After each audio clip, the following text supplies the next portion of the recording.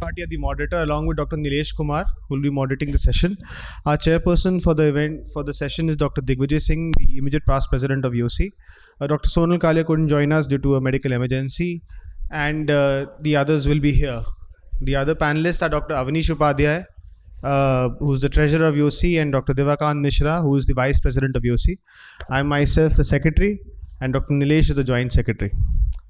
So there's a slight change in the order because can we have the of program previous sheet over engagements. Here? Program sheet. Avanish? Slide here, please. Avanish? Yeah, 8 minutes each. Slide to catch, I think so. Avanish ko bulana hai. So, thank you, sir.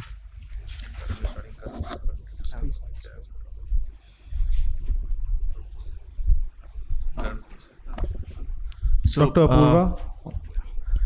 Apurva Ayachit is also the past academic in charge of YOSI, and welcome Dr. Avanish and Dr. Apurva onto the stage. So my topic is surgical skills exiting the residency with pride. So we must remember that we have to go through a step by step, and there are a lot of times that you'll fall out, but the important thing is to keep on going on. So the training actually has two parts of it. The first is the wet lab training, and the second is the gray matter enhancement. The wet lab training consists of developing a good hand-eye coordination, particularly with the microscope. And suturing is one thing which helps you with it because it teaches dexterity under the microscope. And I recommend at least 50 good sutures before moving on to the globe. These are the sutures that I had placed. I still have those collected somewhere when I was a resident. So for initial cases for gross suturing, you can even use the banana or even a cut chicken, and you can start suturing with it. That's how I learned it in my MBBS days. Instruments, it's important that you purchase your own instruments. This was my set. You can see over here that there is there's an artificial anterior chamber, there is a reverse Sensky hook there, there's a Maloney's keratoscope, there's a Rajiv Roth keratoscope, there are some lamellar dissectors in this, and a couple of instruments for cataract and other procedures. This is, I always kept myself because I could go and practice with these in the wet lab, and it really makes a big difference when you have your own instruments. You don't need to depend on anybody else for it. A GOTSI is a good way to start off it. It helps you suturing, SICS, phaco, trab, valve surgeries, squint surgeries, the keratoplasty, trauma repair, everything is there that you can do, and you can experiment when you are in the wet lab. So why do we need a wet lab? Because it helps you practice at your own pace and abilities without the danger of stress, and it's repeatable, so you allowed corrections. It develops skills and trust. It develops coordination. It develops helps you arrive better prepared when you to your first patient and other patients as well. So remember one thing, that practice always makes perfect. So this was the wet lab at Arvind Pondicherry that I learned a lot, and the sisters and my teachers over there were extremely helpful with it. So there were different wet lab models that they had. This was the spring action forceps, which I'll be talking about. This is my colleague, Dr. Srinath, who was there. And this is a discarded cornea that we were using. We cut it open, and this is Dr. Prashant over here, who was teaching us how to do phaco in a GOTSI.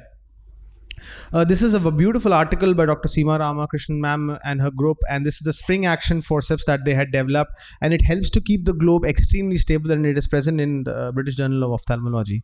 Another wonderful article by Dr. Sengupta and team from the Arvind Pondicherry, and this is what they did to learn phacoemulsification. Is first a rhexis, after an incision, the rhexis was done by a senior, and it was debulked, and then the central area you could put a human nucleus which you retrieved from the SICS cases and suture up that case and go from the opposite side, and then you can actually practice phacoemulsification. I've taught specifically regarding this technique to a lot of residents myself. These are the ones that are available with Madhu Instruments. I have no financial interest, but this is also a way in which I personally started doing phaco a lot in the wet lab. You can also practice your Lexis on any plastic, an orange peel, an eggshell. Dr. Anju has developed a video also as well where using a kitchen or whatever is available in the kitchen, and you can use that to practice all steps of your surgery. Nowadays, the simulators are also available. I saw this is the Help Me See simulator that is present in a lot of hospitals, and there's a lot of ones with 3D, VR, everything is being developed nowadays, and it's going to take practice to the next level as well. It's always important to practice using the non-dominant hand. and because you need to do a lot of steps. If both hands are working, the surgery becomes easy.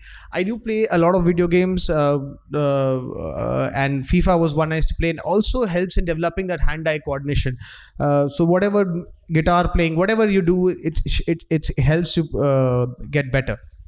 An important thing is to understand your machine. I have no financial interest. You should know your settings. You should know how to clean the instrument. It's not the sister's job. It's not your assistant's job. You can only teach them. You can only tell them what to do when you know what you're doing. So if you respect your machine will respect you. This is a very important point. Next part is the gray matter enhancement. It's extremely important to read books and journals, particularly to keep updated with the latest articles, the latest things that's going on. There are lots of online resources available, and this is couple of them would be a lot of YouTube channels are there. You can go, everything is available. A lot of webinars are there. YouTube has a source where you can, nowadays, our previous generation did not have that luxury, but we do now.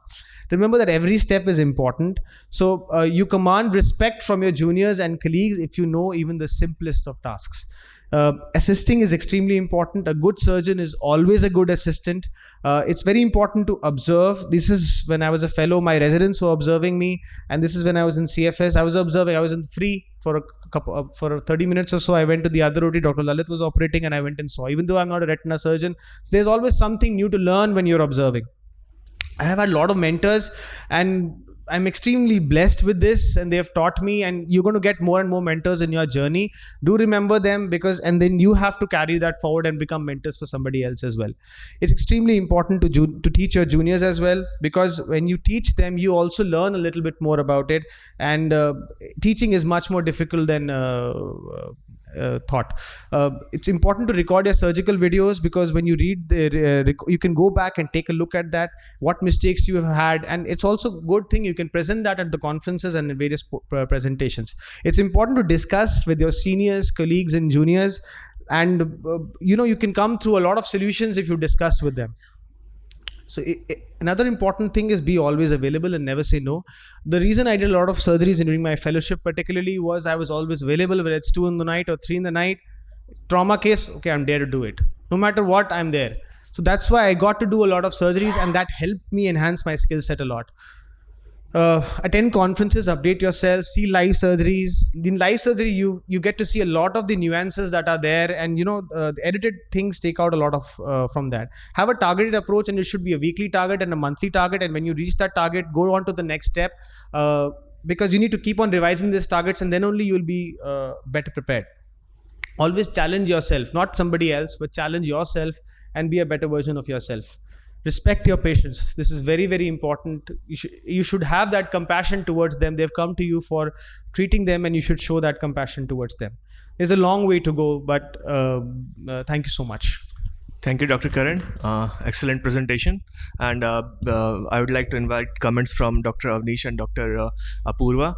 But before that, I'd just like to add, practice makes perfect, whatever you practice. So it is very important to have practice under a mentor. So, ma'am and sir. Yeah, I have heard Karan presenting this. Each time his presentation has something new to add.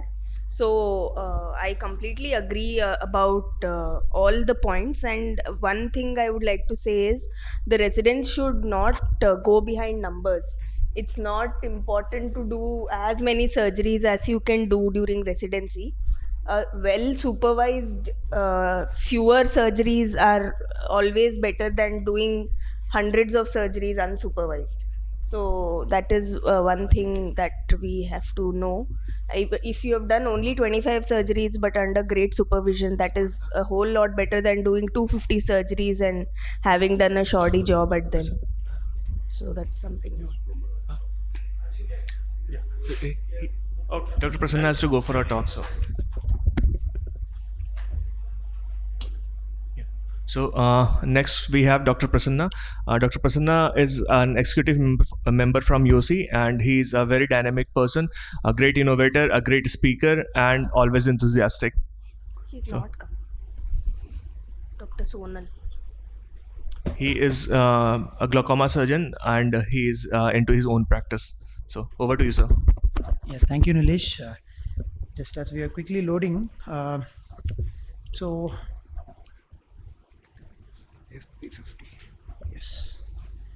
Thank you, Team YOSI, for this wonderful opportunity for the next few minutes to share a quick experience. I'll keep it very personal so that how did I go about write papers that get published. So I start with one of my journeys, the 65 publications in IJO and the 32 publications in my regional journal. So this really kicked off the proceedings from me. I went from the lower way up. I thought publishing in regional, then going to the national, and now I have Oman, European, as well as one TVST as well. So currently I am the assistant in IJO and associate in my regional journal. So take one, I did do a lot of AI work. So how did I go about conceptualizing, or how did I go about getting this published is we utilized human intelligence in artificial intelligence pointer. So that is the trick that we got into this paper. What's known and what's unknown was there was an explainable AI, but there was never there was many inexplainable AI, but there was never an explainable AI. So that really got us this paper onto the board, and that was how the research question, aim, hypothesis were all brought into this paper, because we were talking about the black box dilemma, which was not clearly understood. So the methodology, as you can see, we made sure we give the methodology in tables so that it is more conveyed in a much better way with subheadings, which is more legible, because we utilize the process of annotations. As you can see, how did we go about employing the algorithms? And this is what we did for machine learning. We just made manual annotations and trained not only the cupping, but also the RNFL diff, the peripapillary atrophy, and so on. And I always feel bringing in a right team is very important. Actually, morning also we had a discussion on this, where bringing in a right statistician, sometimes if it's a beyond paper where we have a lot of technical data that we have to analyze, we have collaborated with a company called Sandstone for these kind of papers, so that they help us in going through this. And also unanswered questions and future directions will give us another study itself actually. So the limitation of one study can actually pave way for another study. So these are all simple things. Acknowledging our own limitation is also something that the journal really looks up to. So restate your research, summarize the key findings, and offer your final impression. So these are all a checklist that we need to follow, and the end is actually the beginning, as one of the Netflix movies says. So in this paper, the take one, you see, how did we really conceptualize this, the materials and methods? Have a diverse team. We may be an ophthalmologist, but make sure you rope in a statistician, a technical team. Results and discussion, construct it so that it's easy for the readers to understand. So I've had rejections in IJO where they say it's very technical, you just proceed submitting it to TVST. So you should avoid very technical terms. You should, if you're targeting an ophthalmology journal. And in this paper, an explainable AI was created. A take two paper. This was an anti-glaucoma medication compliance paper in an urban center in southern India. You can see compliance was studied in rural centers, but not an urban center. We thought urban centers, we tend to overestimate that they take the drops. But then when we went and did the study, in this paper, none of the p-value was very significant. It was all not significant, but still we went ahead and published the study. The study does not need to be significant for the study to be significant. The non-significance of the p-value itself makes the study more significant, is what I really believe in, so that you just publish the data that you get and make sure you convey the data in figures, so that that's a better way to get things published. So the making it easy for the reviewers to understand, targeting the journal specifications. And this is a column that I use, where in this paper I've used human equations, like 50% of the time the patient is independent and 50% of the time they are dependent. Sometimes I use tables in my article, like original article especially, that when they are not significant, I give them the human equation as to why they are not significant. So in this, as I told you, urban literates were always avoided. There was not a solid questionnaire that needs to be done, because you are doing about materials and methods. That's where we went for the focus group discussion, where we made sure a different experienced ophthalmologists along with the patients sat together and arrived at a focus group discussion, and then the questionnaire was arrived. Constructing the results and discussion in a practical way, keeping it simple, and also the take-home message, compliance issue has to be addressed. This is again another European Journal of Ophthalmology publication of mine on augmented reality. So though this is again a slightly technical paper, I submitted this video after the paper got rejected in European Journal, because the peer reviewer was not able to understand the article was rejected.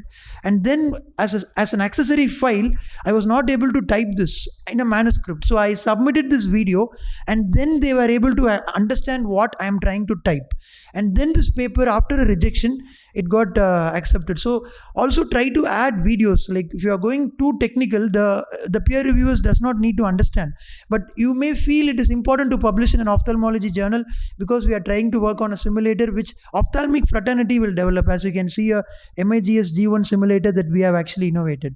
So this is the data, the validation of it. After the rejection, it published. So how did I think about this? Is again, it's all video game based, technical based. Having a team is always very important. I am just a representation of my team.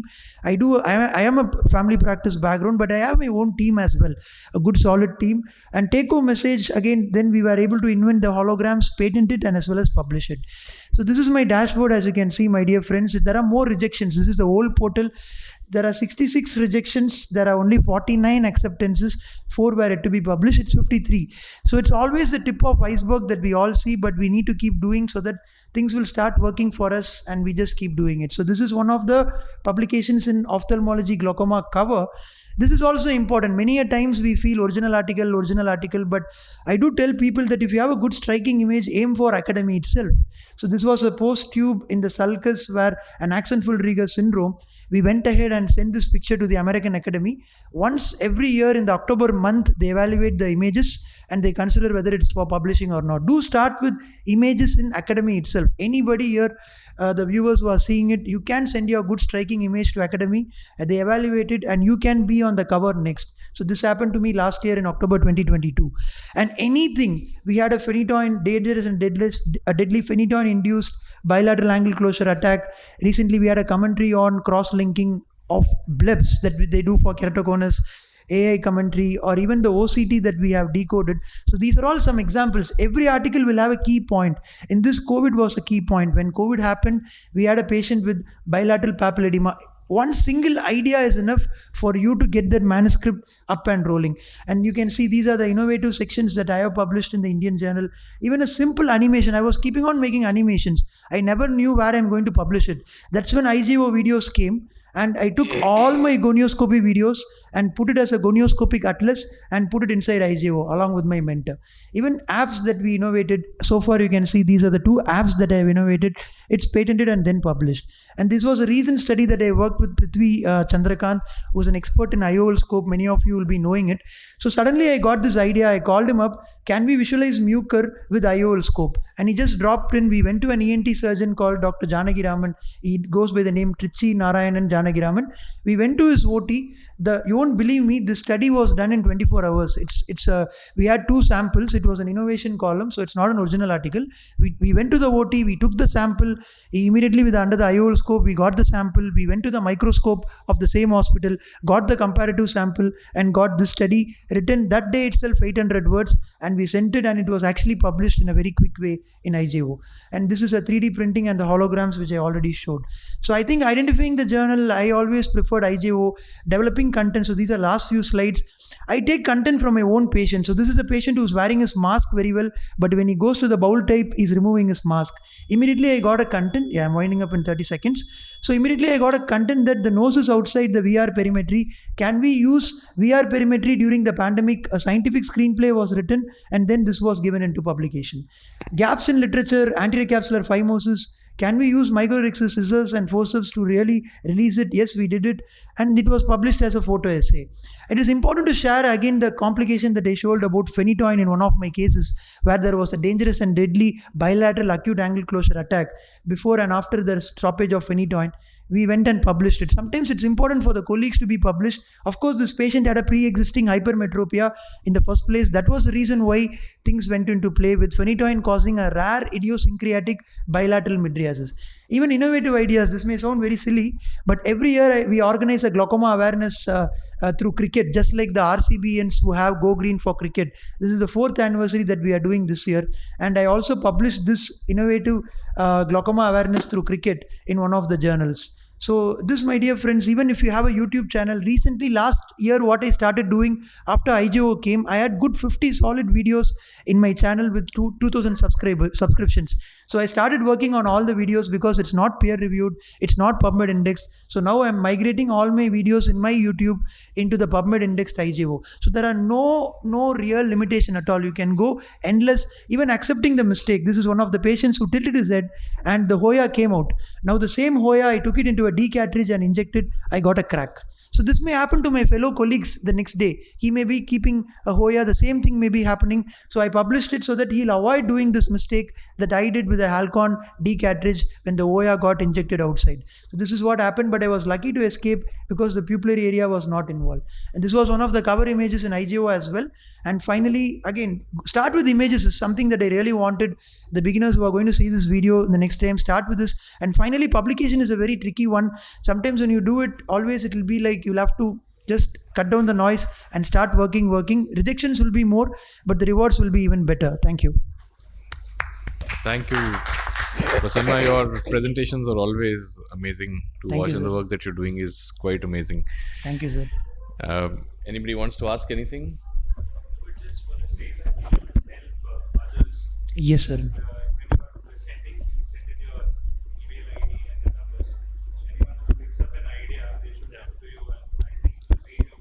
Yes, sir.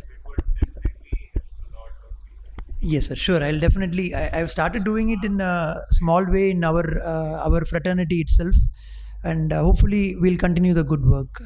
No, I had the same comment that you make publication look like it's eating breakfast. It's amazing, and I think we all need pointers how to do that, because you're not in an institute, you're in a private practice. So we also need to find some drive to do what you do. Yeah, Great work, great work. one single comment. I think inspirations like Kaushik is here. He's been one of my strong inspirations. But more than anything, I feel it's around our institute. As I wanted to show you that video, one of the patients pulling down the mask, the thing that happens in our OT. I think everything that happens. I don't believe if you sneeze you publish, but just look at your surrounding. There will be something in your hospital, your patients, which will be unique. Absolutely, Where absolutely. yeah. I agree. Thank you, Aditya. Thank you. Now, let's move on to residency exam preparations and what not to do. And Dr. Ajinkya Deshmukh is here to guide us on the not. Thank you, YOSI, for this opportunity. I finished my residency 4 years back, but I hope I still can do the justice to the topic. It's a very specific topic, what not to do.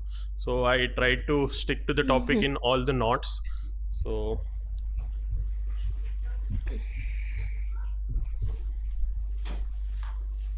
residency exam preparations, what not to do.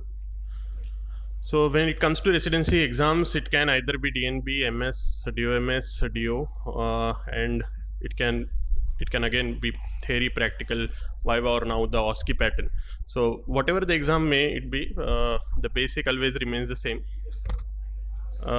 Before starting the topic, this is the basic funda which we all should remember, that one who fails to prepare is preparing to fail. So a good preparation is must in any exam, in any planning in our life. So I'll be dealing with a dozen knots, 6 in theory and 6 in practicals. Let's entangle the first 6 knots of theory exams. So first knot is, please do not wait till the exam approaches. Once you enter into residency, from the first day itself, you should be learning something in each day, in each of your OPD, each of your OT, and take away 5 points and read on the same day the new case you saw, the new patient you saw, any entity you saw, but make each day count, and that will take you to long run. So do not wait till exam approaches. Start from the first day of residency is the first knot. The second one is, please do not cram up. So though there are some topics which needs to be we have to do the ratta, but it doesn't help in most of the concepts, and when it comes to writing in the theory exam or answering in the vivas also, once you know the concept well, you can formulate the answer well, and you can write it very well, in a way that examiner understands that you know the concept.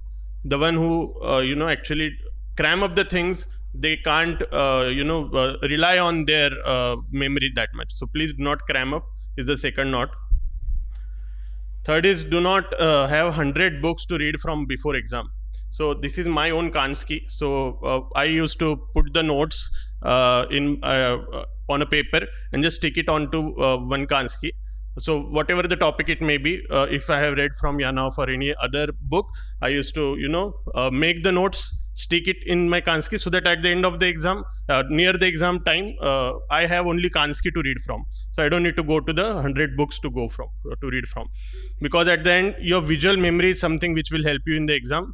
That page you will see, you will remember, okay, from that part I had read, and that will help you to write the answer in the exam. Again, this is very important. Do not clutter your answer sheet. You understand, any examiner who is checking your answer sheet, he has hundreds of answer papers to examine. So make the things easier for your examiner. Once you have the clear concept, you have the clear flow of thought, and please make it a pattern that you represent it in the tabular or flowchart pattern. So whatever is the question, try to make flowchart, try to put it in the tabular form, and that will give a very easy way for the examiner to go to the point, highlight the points whichever are important. Catches win matches. So similarly, diagrams win exams. So do not underestimate diagrams. Well color coded, well labeled diagrams, specifically of anatomy and optics related diagrams, you have to practice, because a diagram, a good image can convey 100 words what full paragraph can convey. And again, practice diffuse and slit diagrams of cornea, Amsler Dewey of retina, and a well labeled diagram will give you 8 out of 10, and in very short time of spine, in the time of when you are writing the exams.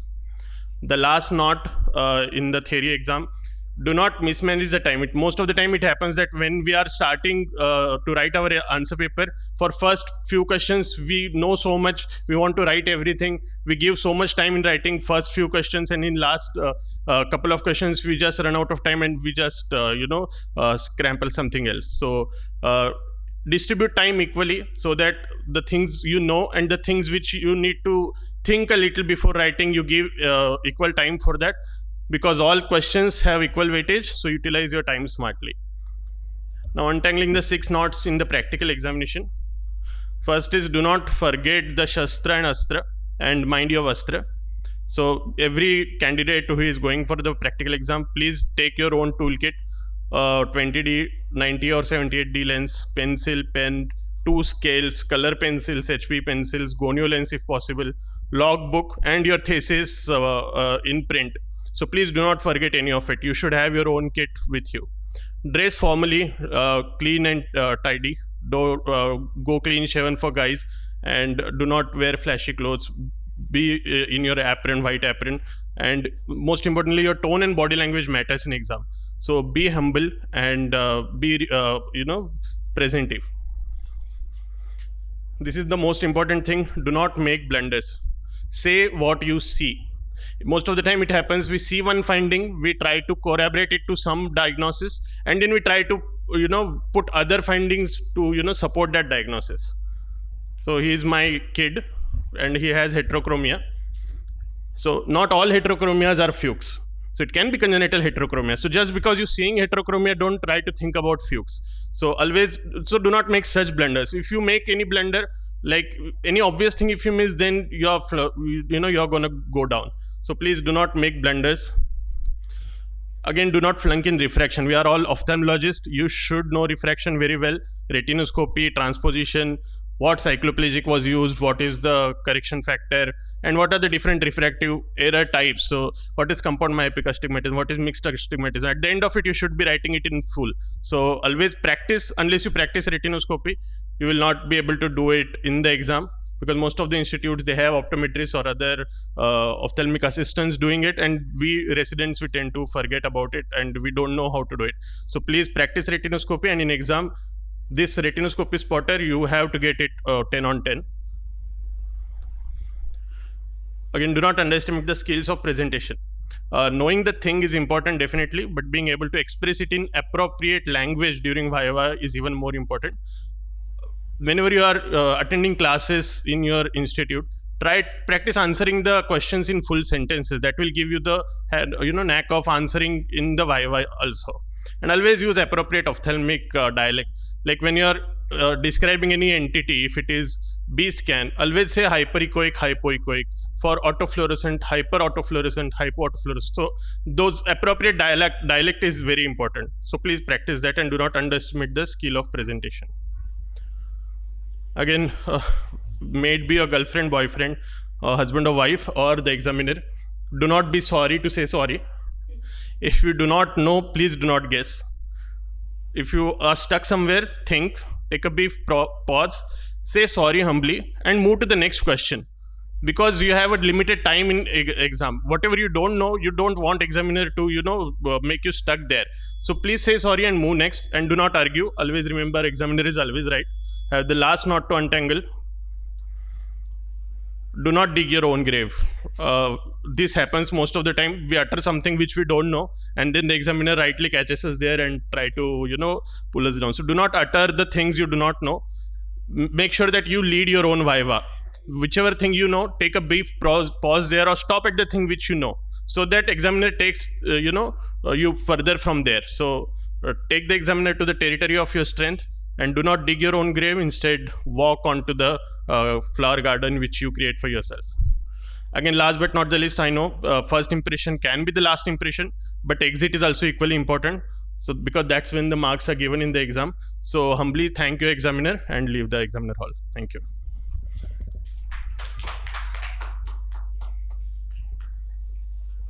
I think those are some very important knots that you've kind of untangled here. Something that I think all of us have somewhere or the other, gone through in some form or the other. Anybody wants any comments, or we'll? Okay, let's move on. Thank you. Next, I call on Dr. Aditya Sethi, who's going to tell us about how society memberships early on can benefit us.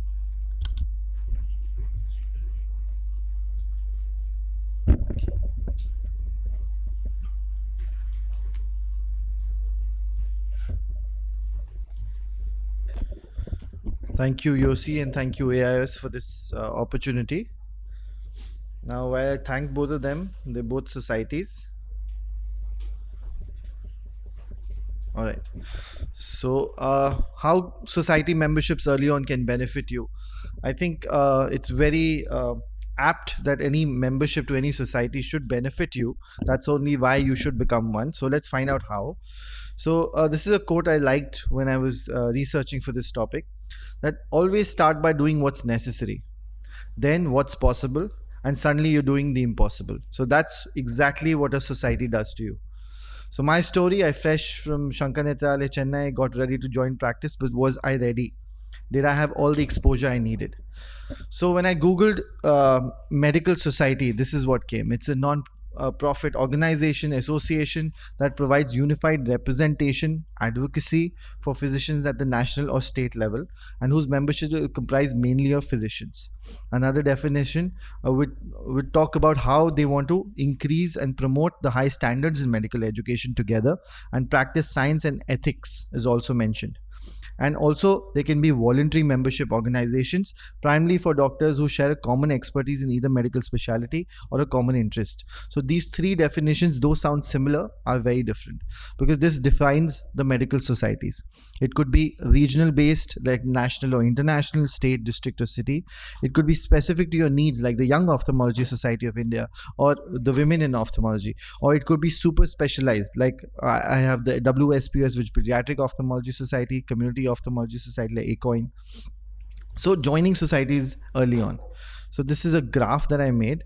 So my recommendation would be that you join your state society or your national society as soon as you become a resident, because there's lots to gain from that. You can attend this session and learn about other societies. You can also learn about what's new and how to pass the exam, like the previous speaker did speak about. And Young Ophthalmologist Society like ours is a great guide, and should be something that you join in your first year or second year of residency. And it's also opens up avenues that you would never think of, like international avenues, paper writing, how to pass exams, XYZ. Then when you get time thereafter, join an international society, because it gives you exposure of what the world thinks. It broadens your horizon on education and what's trending. And I think that's very important, because motivation is required when you finish your residency. Your city or district society should be in your final year or thereafter from your residency, because it brings opportunity to present your work to your peers nearest to you and introduce yourself to your area of operations.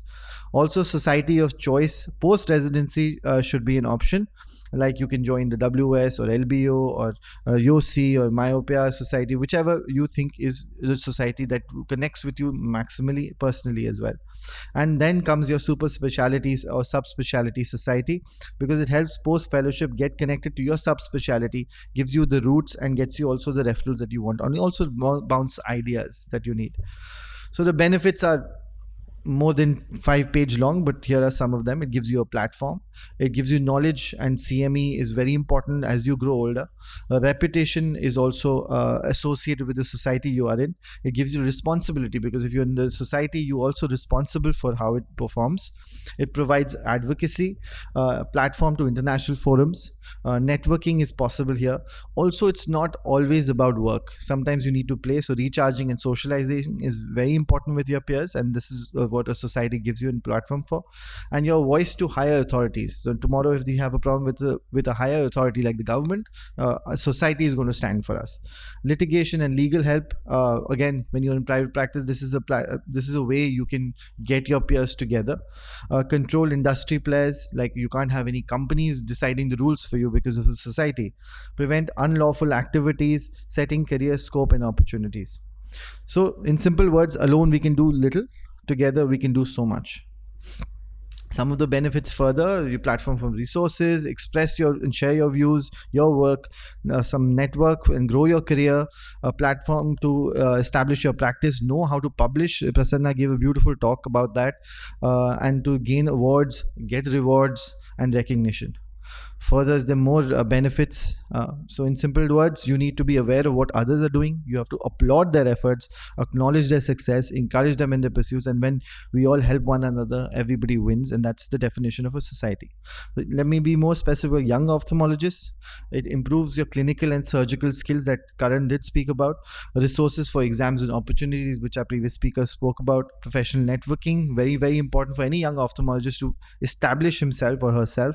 And setting career scope, seeking mentors, something that YOSI provides a platform for, and international exposure and battle real world scenarios. So this is some take home messages for all young ophthalmologists who are watching this. Set yourself apart from the crowd, strive for connections, select societies and conferences carefully. You don't have to become members of all. You should become members of what you want to. And remember what you learn and follow up and make it count. Whenever you're a member, make it count, not just become a member. So these are a list of my memberships that I have currently. And this is the fun part of it, that we all face and we all need to de-stress. And being together is always a better way of dealing with life.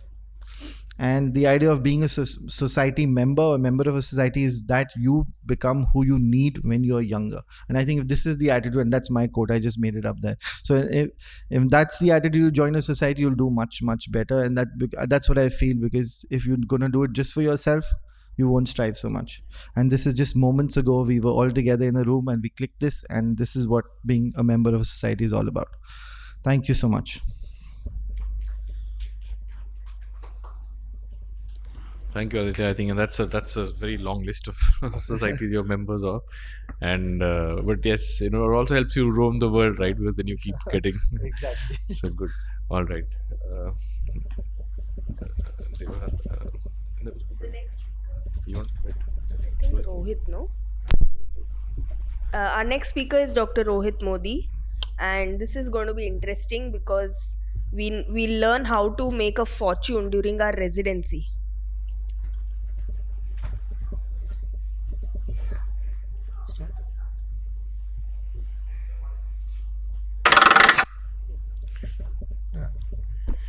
So I'll just start with this quote: "We are what we repeatedly do. Excellence is not an act but a habit." And a lot of things which I've discussed in this are the principles taught to me by my dad, and a lot of things were said in a very formal way, in a very nice way, with a lot of references in the book Psychology of Money. And in residency, we always have a thought that we are getting a meager salary. At least that was 12, 13 years back, and most of the residency courses, the salary was less. But building wealth is very little to do with your income or investment returns, lots to do with your saving rates. And I'll just give you an example that Ronald James Reed was known as an American philanthropist, investor, janitor, and a gas station attendant. This guy, for most of his life, was a gas station attendant, and after that, he became a janitor. But there was a library near to his workplace where he used to go and read some of the newspapers covering the financial aspects, and he realized he can do small bits of investments, what we call in a fancy term SIP, in blue chip companies. And he kept that discipline all his life. So when he died, he donated around $7 million. My God. Yeah. And he was very happy in his life. As compared to a guy who was a Harvard University of Chicago alumni, a very celebrated guy, and he retired in his late 40s. He was a former vice chairman of Merrill Lynch. He declared bankruptcy in 2007 and 8 because of his lifestyle and absurd high risk investments. So these are like contrasting opinions. And if we found someone who's actually a Harvard graduate in finance, someone as compared to a gas station attendant, you can very well imagine the knowledge this Richard guy would have had as compared to Ronald Reed. So why do I need to convince you all to start financial planning early? Because we always hear, and suddenly we are in residency, 5-6 years of concentrated work, seat mil gaya hai, and engineering students are earning so much, and we are earning whatever we want to live the life to the fullest and travel a lot, eat out, gadgets, probably bikes or cars. And there are a lot of uncertainties with respect to investments when we look at, there's no guaranteed returns on any of the investments. But what's in my control is that during residency, probably our expenses are on the lower side if we can stay frugal, and a high personal saving rates. Resident salary is nowadays pretty good, 60K to 70K. And thanks to Modi ji, nearly till 7 lakh rupees, no taxation is required.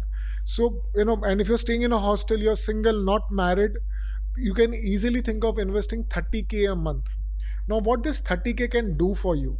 Now, if I'm calculating 30,000 rupees for 6 years, I'm counting 3 years of junior residency, 3 years of senior residency, at 10% return. Trust me, 10% in today's times when it is the India's moment is highly conservative. Even if you put it into really average, below average funds, you would probably clock 10% in 6 years, and you will make around 30 lakh rupees when you pass out. As compared to 14-15% is the norm. Even if you put it in a passive index fund, we just had that discussion in our Yo Pavilion, you would make something like between 30 to 35 lakhs. And the cost of setting up a OPD is around 12 lakhs with the current rates what I'm looking at. This is, depending upon what stuff I would have preferred to buy. Rent and interiors would be additional something like 8-10 lakhs. You still have some payment left with you to go through the initial phase. Obviously OT setup wouldn't come, but that amount does what for you? It gives you the freedom to choose things. And what I'm suggesting is, first take out your saving and then plan your expenses, especially early in career. This is the habit which is going to take you forward, because the second asset which you create is going to give you huge amounts of benefits. I've seen that personally. I started my investment much later into practice in 2017 and 2013. Whenever the market increases slightly also, I can see a nice beautiful jump in my portfolio. And I'm strictly a SIP person in mutual funds. I do not do equity, direct equity. And what it has done is, because I've seen a good amount of asset creation, I actually am deciding attachments, my workflow, and I'm working on my terms. and sorry, I did it on some other software. So every bit of savings is like taking a point in the future that you would like to be owned by someone else and giving it back to yourself. This is the power of having financial strong roots, and this is what this can give us a lot of peace of mind. Thank you. So thank you, Modi ji. First of all, I think what they recommend is 10% is what the inflation rate is marked today. Yeah. So 10% in your or 8% in your FDs that we often put on is not apt. Absolutely. Because you're making a loss of 2 to 3% there, right? Also, they say that one sort of investment is not the best way to invest. You should mix it up, and mutual funds or SIP is probably the easiest for us. I agree with you. I completely agree. Put Yeah. your eggs in all baskets. Yes. Only thing is, whatever I have, little bit knowledge I have of discussing with friends and colleagues, we discuss a lot about stocks. Yes. But there is something known as our asset allocation, and the second is time allocation. So we give a lot of time to discuss that. But ultimately, when we sit down and think how much percentage of our net value we have invested in equity, that is, barely any one of us would cross 20%, 20 or 25%. 20-25% would be on a higher side. You have to be very hands-on with stocks. So that's not stocks. I'm saying about equity. So mutual funds are very easy. I'm sorry. So I didn't mean stocks. I meant equity, whether it is through mutual funds or through direct stocks. I am not a big fan of direct stocks. Yeah, I'm in direct stocks, so I know it's very difficult for anybody who's practicing to be part of that. Yeah. So if you have somebody handling your portfolio, it's fine. But mutual funds, I do agree, are very good option of getting your future right. But mix it up. I think you should mix it up. Get your interests high. Come into stocks a little bit. It'll help you out. So if you don't want to give in time, just sit once or twice a month. If you're doing SIP in mutual funds, that would give you a decent amount of returns. Okay. Sure. Thank you. Right. Thank you, Rohit. And you always do give us, food for thought on the financial front. Next, may I invite Dr. Kaushik Tripathi, and he has been handling the medical legal cell of YOSI. He's a retina specialist at ASG. He'll be talking about medical legal basics for a young ophthalmologist. Very good afternoon to all of you. Thanks YOSI and AIOC for having me here. I'll divide my talk into how to prevent medical legal issues, how to prepare for these issues, and how to respond to notices when these issues actually occur.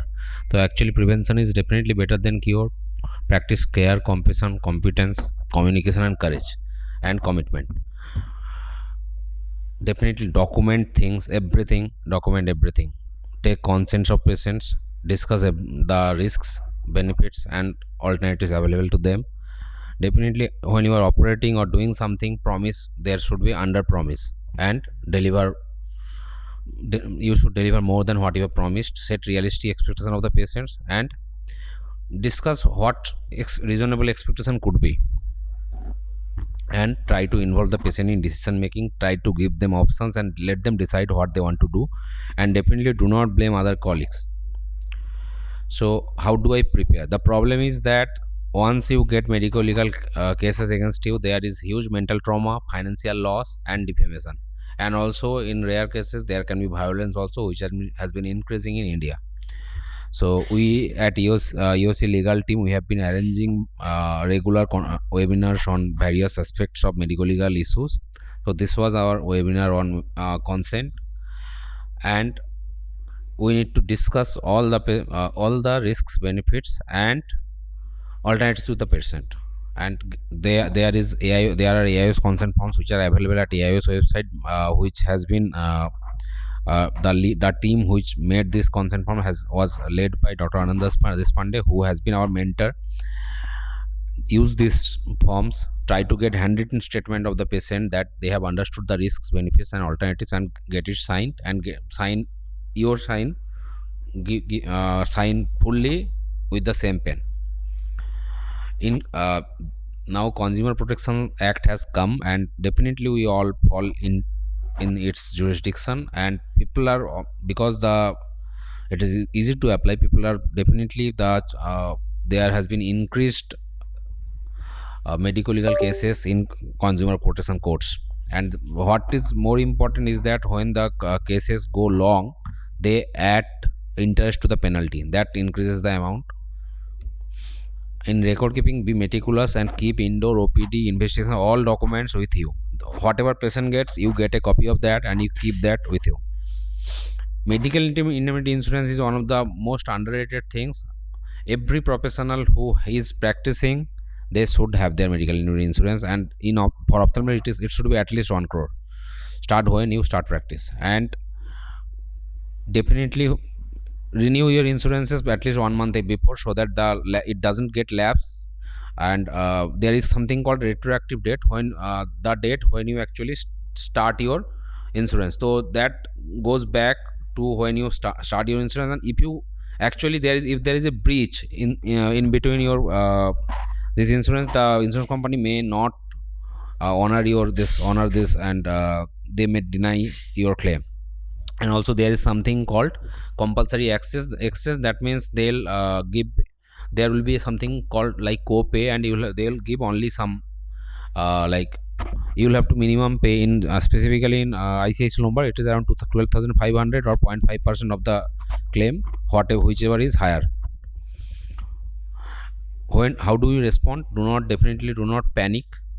This is actually a positive opportunity to respond and resolve the difficulties. Definitely stop any communication with the patient, and if police has brought the notice, do not go to the police station. Consult your lawyer and check whether the IPCs which have been quoted are non-bailable or not. If they are non-bailable, police can actually detain you there.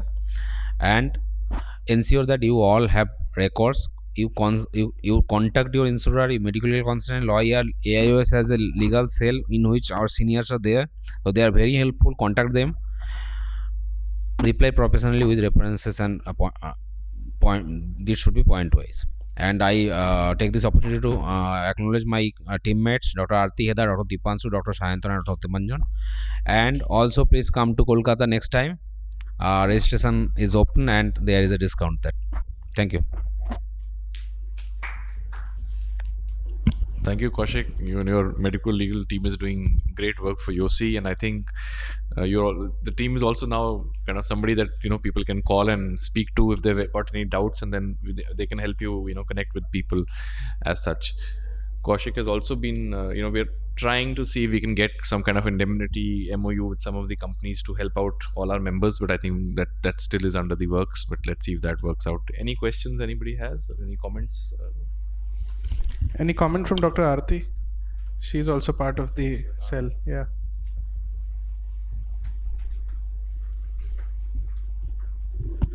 So we took this initiative just to make the young ophthalmologist aware of what bad can happen to them in their career, and that there's somebody to support them. It's just that they have to tell them, inform them, and discuss with them. So it's basically the awareness, and I think we have been doing decent, and we'll hope to continue the same journey. Thank you. Great work. Now may I invite Dr. Apurva Ayachit. She is a vitreoretina consultant at Joshi Eye Institute, Hubli. She was previously the academic in charge at YOSI. She'll be talking about a very interesting topic, challenges faced by a young woman ophthalmologist and how to overcome them.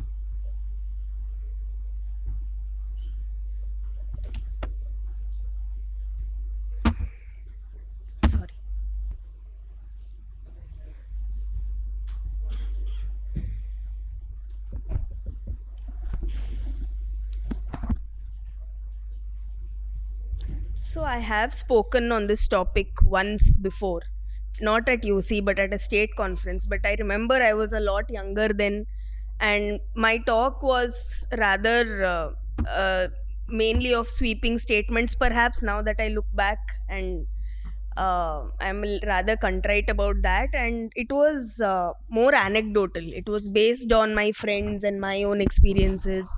It was more anecdotal. This talk, I thought I'll make it all hard facts, So, women in ophthalmology, now women comprise 25 to 30% of all ophthalmologists. This is in India and worldwide. 35 to 45% of trainees all over the world are women. Nearly 50% of residents are women. So what's the problem?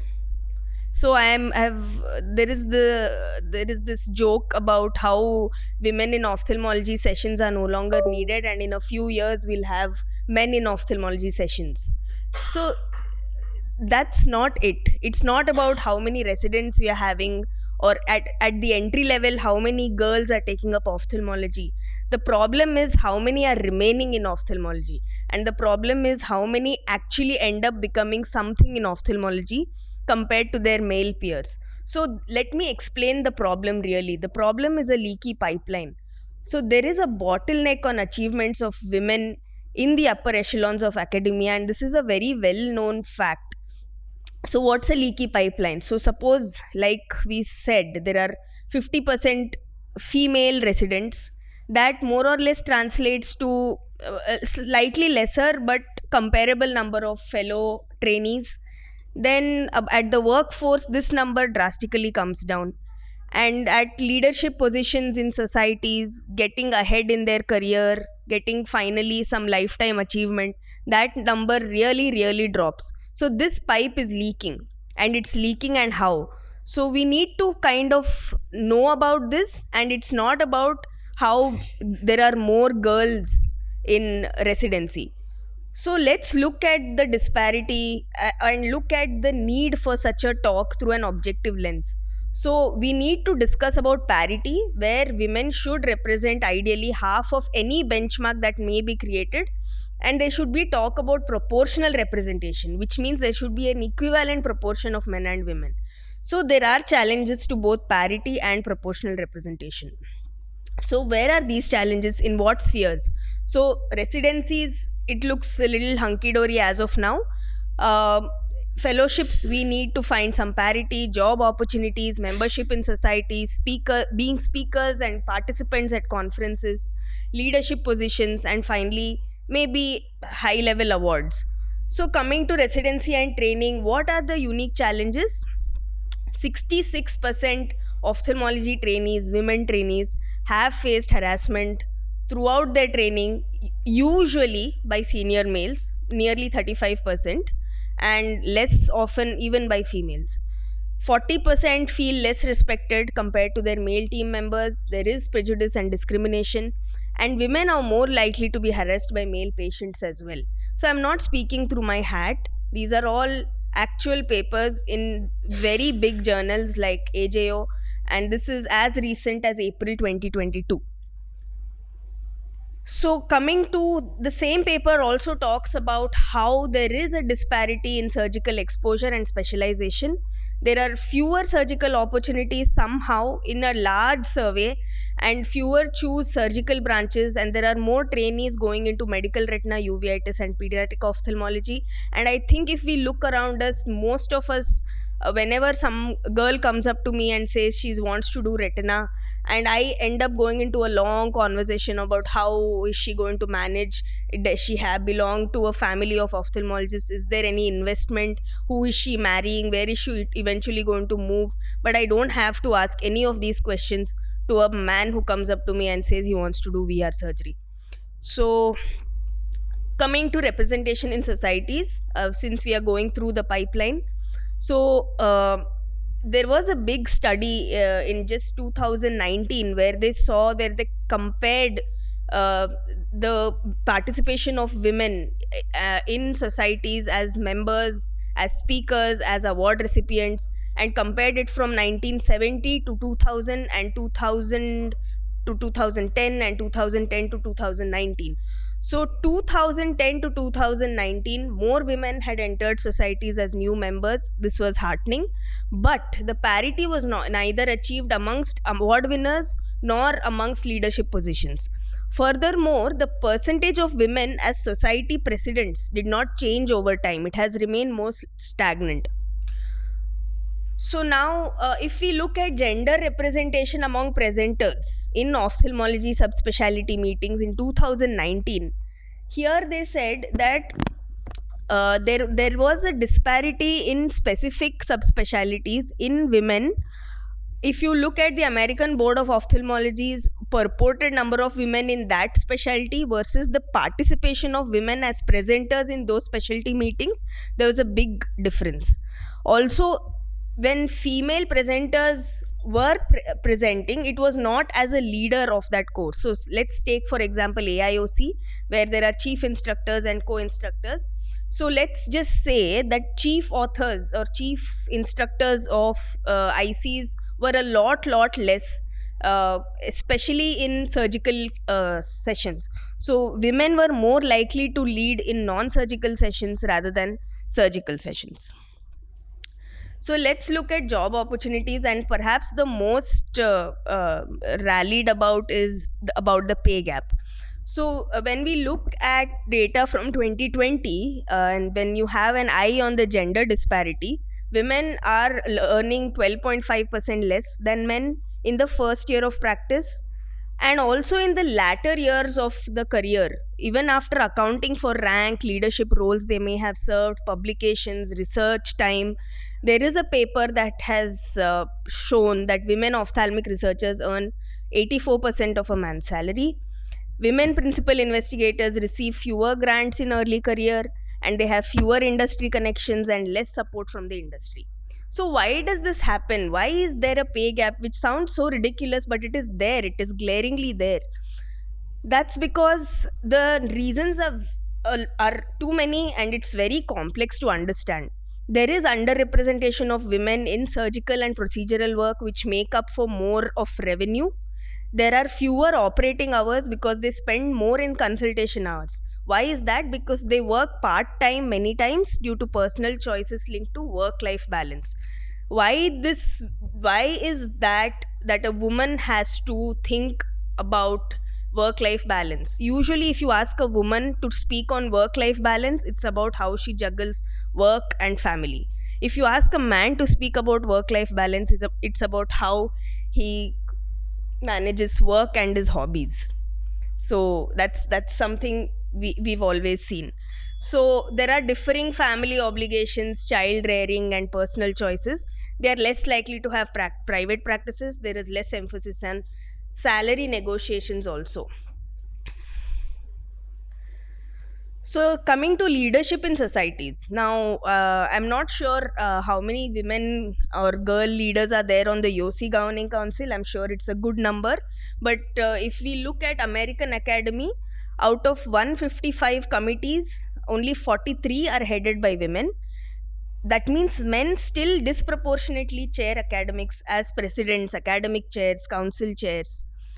Now coming to award disparity. So if you look at the 78 awards of 2000 of whom have received 78 awards, that is 75% have been men and 25 have been women. And women have usually been seen to be receiving awards accompanied by a lecture, only 11% of awards of those. And there is a greater proportion of research related awards, or rather than achievement or service awards. So you will see a lot less women getting lifetime achievement awards or service awards. Rather, they're more often getting best paper awards and research awards. So coming to challenges faced, I think I've spoken a lot of facts about exactly what is happening and where the disparities are. Now I'll just move on quickly to challenges. Challenges are mainly marriage, moving, and maternity, the 3 M's of our existence. So marriage, I'm sure I don't have to explain that a lot of girls are advised not to get married during fellowship. If you marry a non-ophthalmologist, or worse, a non-medico, there are these hazards of explaining your job to them, how much investment it needs, what kind of job you do. You are a real doctor even though you're an eye doctor, and things like that. So then if you do marry an ophthalmologist, what specialty? And there is this running joke in vitreoretina, I'm not sure if others know, all the boys in like khule aam, they're told, if you don't have a rich father or your father is not a retina surgeon, it's okay, you better have a father-in-law who is a retina surgeon. or has a lot of money. So the father-in-law better be a big shot VR guy. So then after marriage comes moving. So moving means moving with the spouse, that which means there is a temporary pause or a comma or even sometimes a full stop post residency. You go away with your spouse to the area of their interest, to the area where they want to practice or they want to train.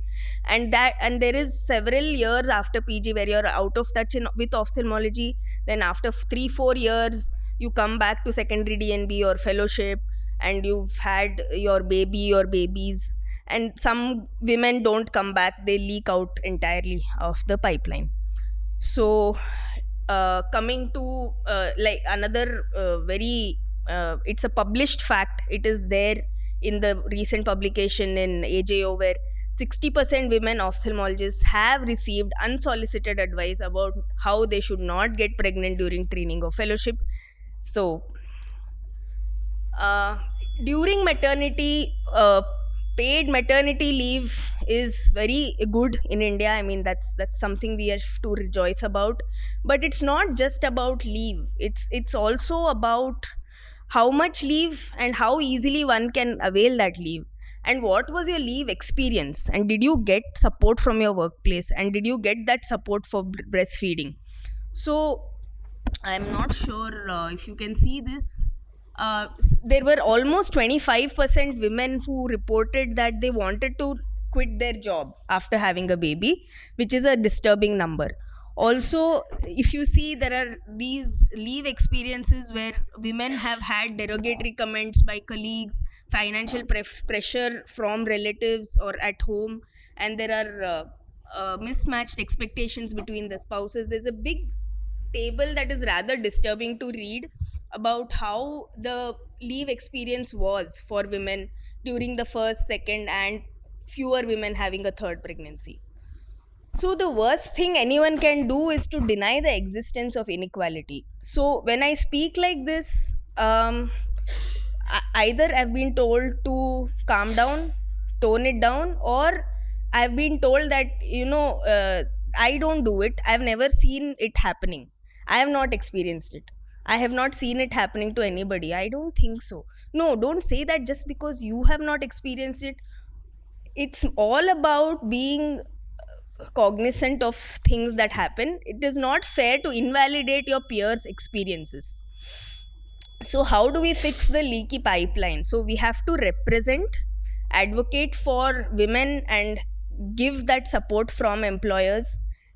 Learning to be literate in finance and entrepreneurial areas, having leadership roles in academics, research, and societies, ultimately. And that involves having advocacy, getting financial support, learning how to be financially independent, and getting support adequately for maternity, childcare. And then obviously the final outcome should be, like I said, it should be a proportionate representation of men and women. When 50% of women end up getting the awards and chair academics sessions and chair academic societies, that's when we can probably have a men in ophthalmology session, not any time before that.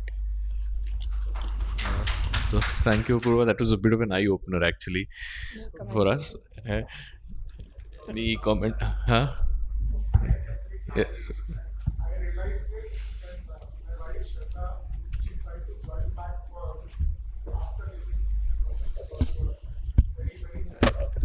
Yeah, I was coming to. So these numbers mostly you've quoted are from American, because I think they so what do you think is the Indian scenario better or worse? What is your and Arti's thoughts on that? Maternity is way better. Way better. We have paid leave for 6 months. So that's great.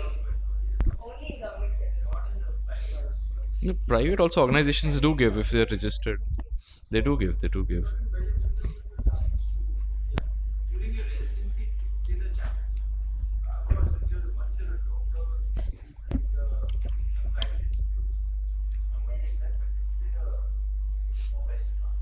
Then that's actually illegal. They should be given. We have, it's a right.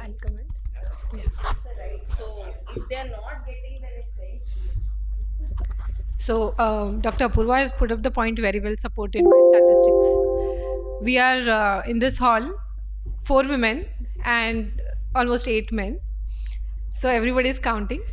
But Don't count yes, them. we know what are the challenges. Apurva, can you tell what strength do you get being a female ophthalmologist, a mother, taking care of a family? So, what are the points that you feel that make you strong?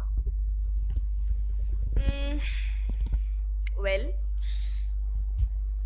I don't know really. I think strength of character is something you have, and it does increase after having a baby. I think. It really. I think I'm more.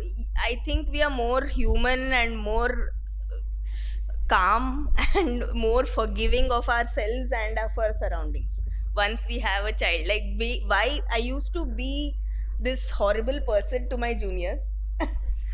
Okay, I was a horrible person. I acknowledge it publicly. We agree. Like no, I maybe I still am, but I'm sure it's to a much lesser degree.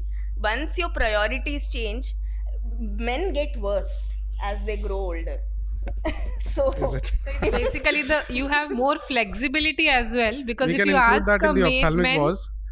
if you ask a man to sit at home, he may not be ready for that. But if you, in case you say that a wife, a mother has to be at home for a year, she'll be okay. Like, fine, I can take a break. So it shouldn't be like that, nah. Shouldn't be, but it has. That's the whole point. Yeah. It has to change. That's the whole point, nah. I Why think should I be okay? I am okay be sitting. I am sure this lady agrees. I mean, she seems to be Kaushik's wife. She is listening very intently. Thank you. gosh, you We should take her opinion as well. Maybe if she can, she why wants not? to comment. Why not actually? But chalo, we have about 5 years. Apurva and Aarti, one last comment. I mean, it'll need a revolution to make changes at large. But at YOSI, what do you feel we can do to, take care of this? We are doing well. But still, if she feels something is You lacking. finish your talk. Vijay. Yeah, we'll discuss that because we have just 8 minutes. So we now invite Dr. Devakant, who's the Vice President of YOSI, to tell us what a YOSI member gains and what, why we should be a YOSI member. Over to you. Right. Slides are not moving. Okay. So the YOSI was established now way back in 2014 by a team of Dr. Tarun Arora, Dr. Digvijay Singh, and Dr. Vijay Sharma. And now it is a affiliated society to All India Ophthalmic Society, and it is a member of ICO, the only YO society to have that honor. It caters exclusively to the need of ophthalmologists under the age of 40 years. It tries to act as a bridge between the senior leadership and the young ophthalmologists. Now, it started initially as a social media initiative largely. That was the main form of presence that we had at that time. But things changed, and when the new body came into being with the AIOC YOSI forum, this was the team back then.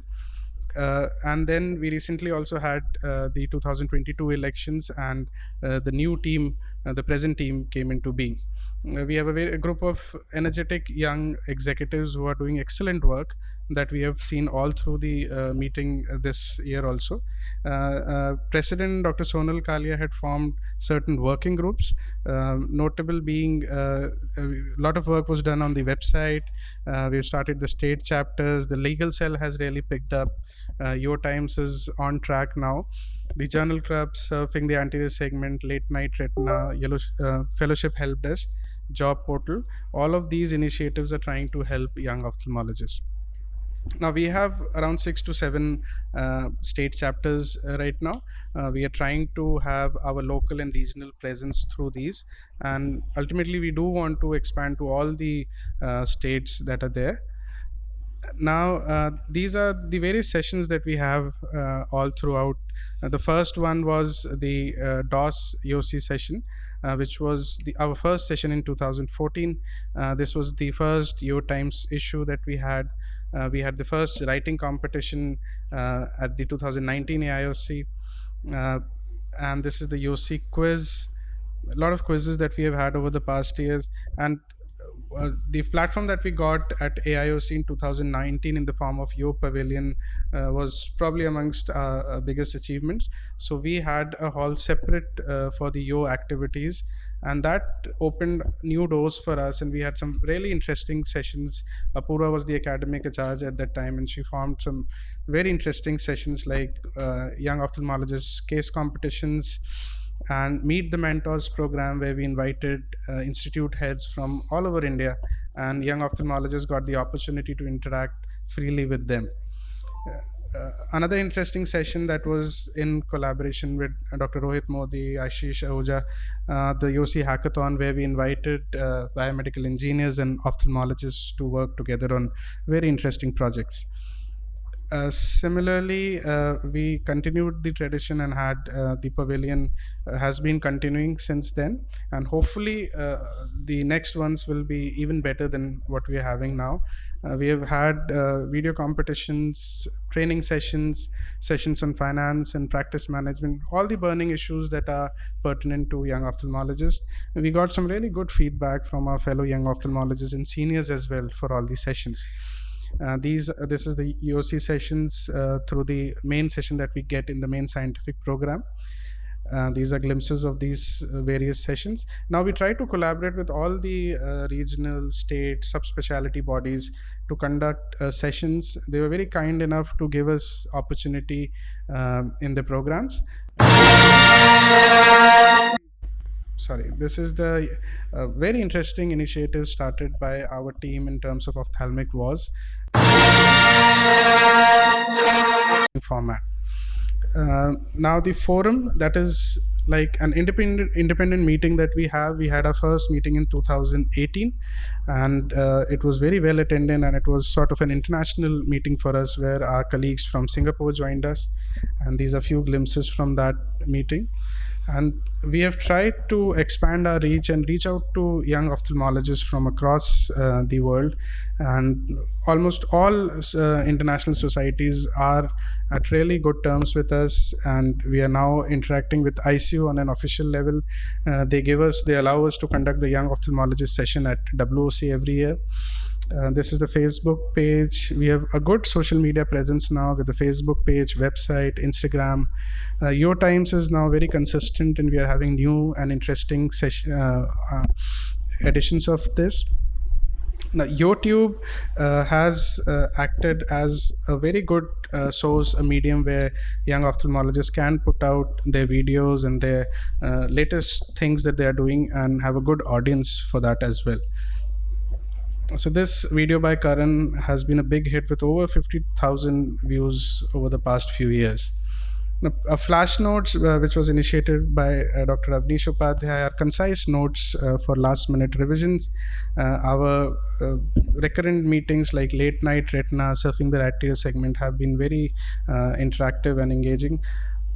Another, as we have talked about, the legal cell, very nice sessions, and that will help us during our tough times. YoSlides is another good initiative where we curate slides, and these are all peer-reviewed slides available for downloads. Journal Club, a lot of places we found that there were not regular teaching activities, so we started the YOSI Journal Club. Dr. Sonal Kali is taking care of that. Help Desk is another very nice initiative where we allow our members to freely reach out to us through email or calls and get their queries solved. Job portal is one thing that we are trying to work hard on, and try to list all the jobs that are available for young ophthalmologists on our portal. We have tried to connect the residents all across India. It's a continuous process. And there's another interesting committee that we have, which is the Social and Culture Committee, so that what the life beyond ophthalmology can also be looked at. Now, why YOSI? So it is now the biggest Yo group in the world. We have access to all the activities that we have mentioned, and we always try to give opportunity to new speakers, young members, so that they can have a platform and they can get the opportunity to present whatever they are doing. So it's all about opportunities, connect, and guidance. So this is And I would like to invite all of you for our Global Young Ophthalmologists Summit in 2024 January. It is open we are conducting this in collaboration with Singapore Young Ophthalmologist Group, and it is open for submissions, and we'll be having specific YOSI activities as well, which we'll get to know soon. Thank you. Yeah. Thank you, Devakant. I think, and that's a summary of some of the stuff that's going on, and we've all been part of the EO Pavilion this year as well in these YOSI activities. And as members in, I think there's a small group here, we need to keep pushing for people to know about YOSI and for people to join YOSI. That's the only way the society will grow, and possibly more women to join as well, if Purva has to. Yeah.